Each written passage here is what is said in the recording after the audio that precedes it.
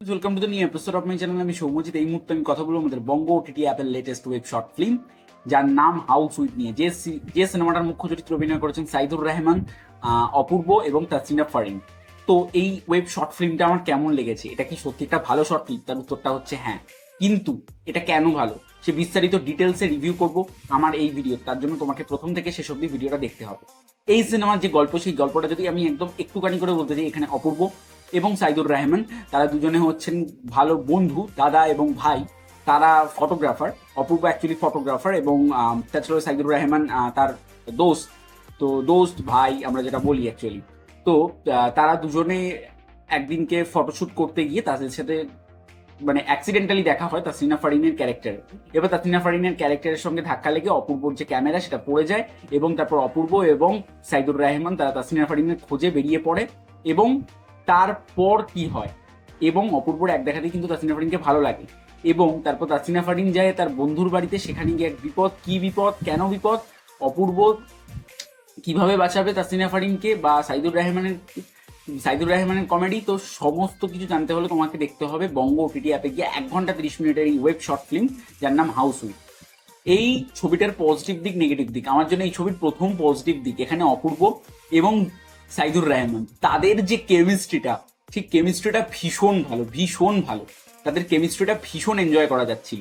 এবং তাছাড়াও এখানে যদি আমি বলি তাসনিয়া ফারিন, তাকে তো খুবই সুন্দর দেখতে, সেও কিন্তু এখানে ভালো কাজ করেছে। তার প্রেজেন্টেশনটা এখানে খুব ভালো ছিল। তাকে তার যে প্রেজেন্স, সেই তার প্রেজেন্টটা ভীষণ ভালো। এবং এখানে সাইদুর রহমানের যে কমেডিগুলো, সেই কমেডিগুলো ভীষণ ওয়ার্কেবল, কমেডিগুলো ভীষণ এনজয় করেছি, কমেডিগুলো ভীষণই ভীষণই মজার কমেডি, সেগুলো ভালো। এবং তাছাড়াও অপূর্ব, তিনি একজন ব্রিলিয়ান্ট পারফর্মার, তার গলার ভয়েসেরও আমরা সবাই ফ্যান। তো তার কাজও এখানে কিন্তু খুব ভালো। এবং এখানে যারা ভিলেনের কাজ করেছে তাদের অ্যাক্টিংও আমার কিন্তু খুব খারাপ লাগেনি। এবং এই সিনেমাটার মধ্যে টোটাল যে লুক করা হয়েছে বা লুক বা যে গ্রাফিক্স যেখানে শ্যুট করা হয়েছে সেটা ভীষণ ইউনিক, সেটা ভীষণ একটা লাভ স্টোরিতে যেরকম দরকার একটা ইউনিক, সেটা কিন্তু দেওয়া হয়েছে। এবং এটা আমরা বলতে পারি যে একটা জার্নি লাভ স্টোরি, সেটা কিন্তু একটা ভালো বলা যেতে পারে। এবং এখানে পার্টিকুলারলি লাস্টের দিকে এই সিনেমাটার যে অপূর্বর একটা ফাইট সিকোয়েন্স রয়েছে, একটা হেলিকপ্টার থাকবে সেখানে। তো সেখানে একটা শট রয়েছে, একটা ক্যামেরা অ্যাঙ্গেলের শট, কি মোমেন্টে সেই শটটা রয়েছে সেটা আমি বলবো না, সেই শটটা জাস্ট অসাধারণ, অসাধারণ। এবং তখন যে বিজিএমটা বাজছিল, অপূর্ব যখন অ্যাকশন করে তখন একটা বিজিএম বাজে, বিজিএমটা অসাধারণ, অসাধারণ, বা জাস্ট এক কথায় আউটস্ট্যান্ডিং।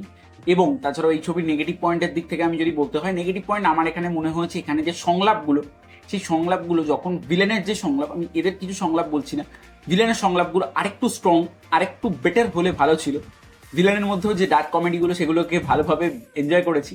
এবং তাছাড়াও এখানে আমার মনে হচ্ছে সংলাপের যে ব্যাপারটা, সেটা তো আমি বললামই একটা কথা। আর ভিলেনগুলোকে কিন্তু আরেকটু স্ট্রং করা উচিত ছিল, যেটা আমার মনে হচ্ছে তারা অ্যাক্টিং ভালো করেছে, কিন্তু সেটা আরেকটু স্ট্রং ভিলেন হলে বেটার ছিল। তো এই ছিল আমার রিভিউ হাউস উইথ নিয়ে। এই সিনেমাটা আমার সব মিলিয়ে খুব মোটামুটি ভালোই একটা সিনেমা লেগেছে। সিনেমাটা আমার জন্য, আমার personal rating 4.5/5। It's a very good watch. তোমাদের কেমন লেগেছে জানিও, যারা দেখে ফেলেছো। যারা দেখোনি তারা প্লিজ একবার গিয়ে দেখবে বঙ্গ ওটিটি প্ল্যাটফর্মে।